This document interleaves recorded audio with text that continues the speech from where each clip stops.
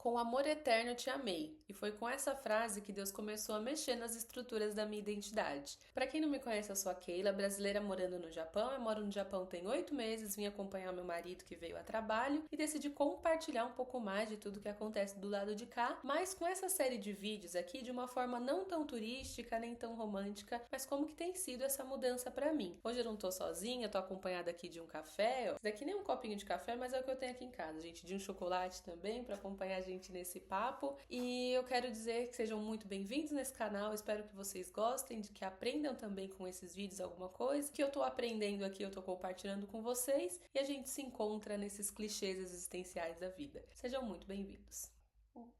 Bom, quando eu decidi vir para o Japão, eu precisei abandonar alguns dos projetos que eu tinha no Brasil, porque ia ser um pouco insustentável vivê-los, né? Viver esses projetos e ainda assim conciliar com toda a vida aqui. Então, com isso, acabou me sobrando um pouco mais de tempo para fazer algumas coisas que antes eu nem passava pela minha cabeça de fazer. Não porque eu não tinha vontade de fazer, mas é porque a rotina realmente não permitia. Eu trabalhava muito no Brasil, eu participava de 2 projetos na internet, né? Isso quando já tinha saído do CLT, quando não, eu tava no CLT e fazendo os projetos na internet também, então era uma rotina bem puxada. Com isso aqui, a rotina ficou um pouco mais tranquila, consegui regularizar o meu sono, que também era algo que eu não fazia muito bem lá. Consegui dedicar um pouco mais do meu tempo naqueles momentos de devocional, né? Então, aquele momento com Deus, eu sempre priorizei isso na parte da manhã. É a forma como funciona bem pra mim, porque às vezes eu já acordo com a cabeça um pouco cheia de coisa, então eu faço um devocional primeiro, já acalmo minha mente, acalmo meu coração, aí eu consigo viver o dia um pouco mais tranquilo. Em um desses devocionais, um desses momentos, né, de reflexão com Deus, eu tava lendo o livro de Jeremias e eu cheguei nessa frase, né? Com amor eterno eu te amei e com benignidade eu te atraí. E eu fiquei, eu acho que uns 5 segundos parada olhando para esse versículo assim.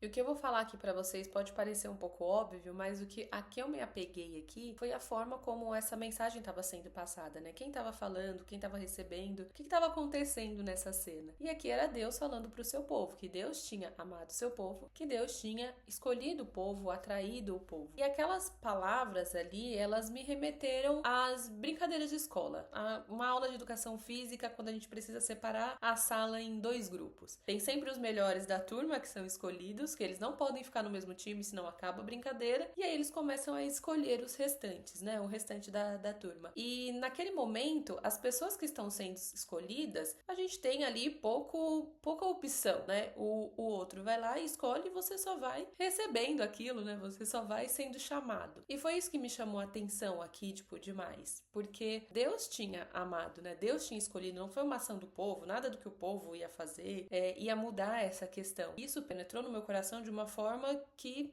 eu não consigo descrever. Como eu já falei pra vocês, pra uma pessoa que estava acostumada com isso, que já estava acostumada a ir na igreja, a ouvir as pessoas falando, né? Já tinha ouvido falar sobre isso muitas vezes, mas nunca dessa forma especial. Naquele momento, eu senti que Deus estava falando comigo, né? Eu estava sendo amada, eu tinha sido amada, eu tinha sido escolhida, eu tinha sido encontrada. E isso foi completamente constrangedor pra mim. E ele me constrangeu, né? Esse amor me constrange num lugar que a gente sabe como nós somos com relação às escolhas e o que a gente ama. É muito difícil nós, como homens, amarmos algo que não nos traz nenhum benefício, né? Escolher algo que não nos traga nenhum benefício. Voltando para as histórias bíblicas, né? A gente vê quando o povo ali, ele decide pedir um rei para Deus. O povo era governado por Deus, aí passou um tempo não quis mais ser governado por Deus. Queria um rei como as outras nações tinham e Deus permite que eles tenham um rei. Eles escolheram o mais belo dos jovens, né? Saul é retratado na Bíblia como o mais belo dos jovens, o mais alto dos jovens. E é assim que nós olhamos, e é assim que nós escolhemos. E quando a gente olha para nós, a gente se reconhece, a gente se encara no espelho com a luz da verdade. A gente sabe das nossas mazelas, a gente sabe das nossas tristezas, a gente sabe da nossa ruindade de coração. Quando nem nós mesmos nos escolheríamos, é constrangedor e muito difícil acreditar que uma outra pessoa vá nos escolher, que vá nos amar. E é nesse local que Deus nos encontra. É exatamente nesse local que Deus se achega a nós.